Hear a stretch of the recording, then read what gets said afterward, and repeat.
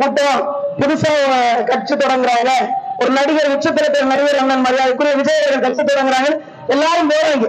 சரி, நான் என்ன கேட்கிறேன், கட்சி தொடங்குறது தப்பு இல்லை. இந்திய அரசியலமைப்பு சட்டத்தின்படி யார் வேண்டுமானாலும் புதிய கட்சிகளை தொடங்கலாம். ஆனால் அரசியலும் சினிமாவும் ஒன்றல்ல. சினிமாவில ஒரு ஆளு 10 பேரை ஃபைட் பண்ணி டப்பு டப்புன்னு அடிச்சிட முடியும். உண்மையிலே என்னை பொறுத்த வரைக்கும் அந்த டூப்பு போடுறாங்கல்ல, அவங்க வீரர்கள் அடிச்சிட முடியும். ஆனா நிஜ வாழ்க்கையில அப்படி ஒருத்தர் 10 பேர் டப்பு டப்புன்னு அடிச்சிட முடியாது.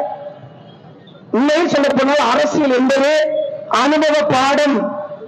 எங்கிருந்து வருமானம் வரும், மக்களுடைய வரிப்பணம் எங்கிருந்து வருது, எங்க கொடுக்குறாங்க, என்ன நலத்திட்டம், எத்தனை துறை இருக்கு, எத்தனை துறை சார்ந்த அமைச்சர்கள் இருக்காங்க, எதை செய்யணும் எதை செய்யக்கூடாது, எந்த திட்டம் நல்லது எந்த திட்டம் கெட்டது, கச்சத்தீவுனா என்ன, ஆறு நெருங்கிய பிரச்சனை என்ன, மாணவர்கள் போராட்டம் என்ன, மீனவர்கள் போராட்டம் என்ன, பாதுகாக்கப்பட்ட வேளாண் மண்டலம் என்ன, நமக்கு எவ்வளவு டிஎம்சி தண்ணி வரணும், நம்ம ஏன் இந்த வாழ்க்கையில வாழணும், எல்லாருக்குமான வேலைவாய்ப்பை எப்படி உறுதி செய்யணும், பெண்களுக்கான பாதுகாப்பை எப்படி பண்ணணும்னு அனுபவம் தேவை.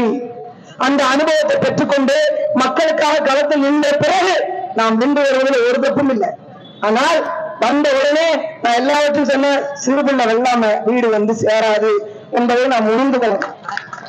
ஏன்னு கேளுங்க, அந்த பிள்ளைகளுக்கு இன்னும் அரசியல் பக்குவமும் அனுபவமும் தேவை. என்ன, ஒரு தலைவனை பார்க்கணும்னா ஒரு தொண்டை எதுல வருவான், வண்டியில வருவாரு, இல்ல கார்ல வரலாம், இல்ல பஸ்ல வரலாம், மெட்ரோல வரலாம், சாக்கடையில வர்றாங்க. ஒரு பிள்ளை 3 மணி நேரம் நீங்கி சாக்கடையில வரண்டான். அவரு துறையில இருந்தாரு, பார்க்க முடியல நேர்ல, அதான் தரக்கு வந்துட்டாருல, எப்ப வேண்டுமானாலும் பார்த்துக்கொள்ள நம்ம சக மனிதன் தானே, அவரை அந்த இடத்தில் தூக்கி உட்கார வைத்ததே நாம் தானே.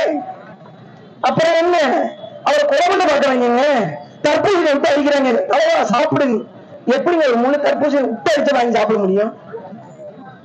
அவரே பயந்து பதட்டத்துல ஓடுறாங்க. அப்ப நாங்க என்ன சொல்றோம், இந்த பிள்ளைகள் முறையாக அரசியல்படுத்தப்படணும். புதியவர்களிடம் வாக்கு பிரிப்பதன் அரசியல். இந்த நிலத்தினுடைய வாழ்க்கையை புரிந்து கொள்வதற்கு பேருதான் அரசியல். அதை புரிந்து கொண்டு களத்தில் நின்று கொண்டிருக்கிறோம். இந்த லஞ்ச ஊழலற்ற சமூகம், எனக்கு தெரிஞ்ச தமிழர் எடப்பாடி அவர்கள் இந்த மண்டைக்கானவர், இந்த மக்களுக்கானவர், இந்த நிலத்துக்கானவர், எல்லாவற்றுக்கும் மேலாக தாத்தாவுக்கு பிறகு மகன், மகனுக்கு பிறகு பேரன், பேரனுக்கு பிறகு கொள்ளு பேரன் என்ற வாரிசு அரசியலை தூக்கி எறிந்து